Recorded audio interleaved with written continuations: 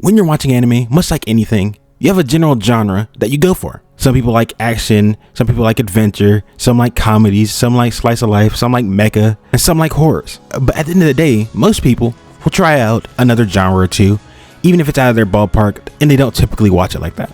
Last night, I was scrolling through Netflix. I looked up and I saw they had a remake of this show called Ranma 1.5. It was a blast from the past because it was one of the first 10 anime I had ever seen, I swear to you. And it's about a boy and a girl, they're martial artists, and they're betrothed. That's pretty much it. And the boy, Rama, I believe, he gets turned into a girl with cold water, and he turns back into a boy with hot water.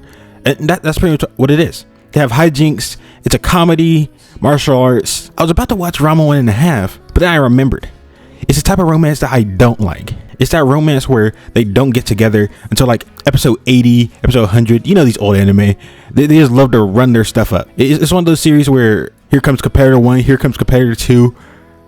No, I'm one of those type of people when you watch romance anime. I'm not trying to see crazy competitors like that for the main couple. I'm not trying to see that. I just want them to get to the point already. Let's not stress this out hundreds of episodes. I'm not trying to see that.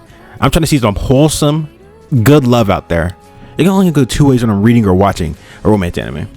Either I gain new hope, new profound hope, that maybe, just maybe, I can find some true love. Said, I know these high schoolers did it in 1 year. Scratch that. 2 months. Scratch that. 2 weeks. Maybe I can do that too. And it's the other side, the more depressing side. This would never happen to me, I'd be thinking. I'd be like, I don't know about this. I'd be thinking about real life when I be doing it. I'd be like, I'm not sure it's going to really work like that in real life.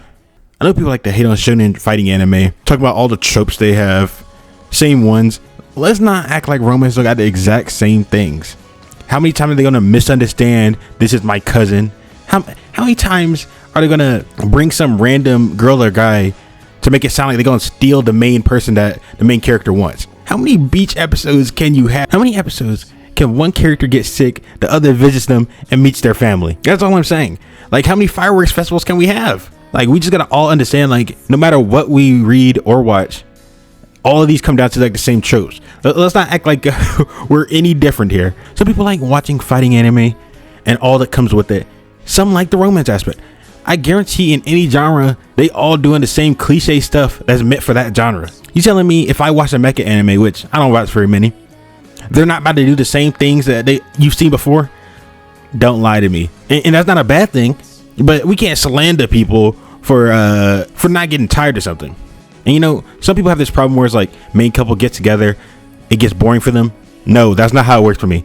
I'm like, this is where the story begins. All that teeter-tottering in the beginning, no, I'm not here for this. When I started the story, I wanted to get together, and 30 chapters later, I still want it. But they be doing the most embarrassing stuff. I kid you not, here's exactly what be happening. I'd be scrolling through the manga. I'll get to a point where the girl, the guy, typically a guy in this situation, I'm not gonna lie, do something crazy embarrassing. I get to that point, stand up, I start walking around, I stop pacing. So I'm like, who wrote this? Like, like these guys, they too blunt, they too candid. Like look, think about what you're doing. But I always come back to it, you know? I'm good with it. Now, everything that you've seen on the screen so far it's an anime that I've seen. So keep in mind, I have seen two shoujo. Is that how you say it? Either way, it's the one for girls where all the men look absolutely stunning. They look beautiful. And don't get me wrong, it hit. I was a bit confused as a kid, I'm not gonna lie, because some of the themes they were saying. And you think about romance anime, besides just making me feel like a lonely loser here, I be like watching things where like I'm not even a romance, like I won't watch an outright romance, but if romance is sprinkled in to like a show that I'm watching, I'm not gonna lie, if I'm really feeling that romance, I might start speeding and skipping through. And like I had to start rereading because I'm looking for that next one with those two characters on screen again. Because I'm trying to see it develop, especially if it's a done series. If the series is already finished, I'm speeding through it. I'm gonna have to reread some chapters. Let me give you an example of what I mean.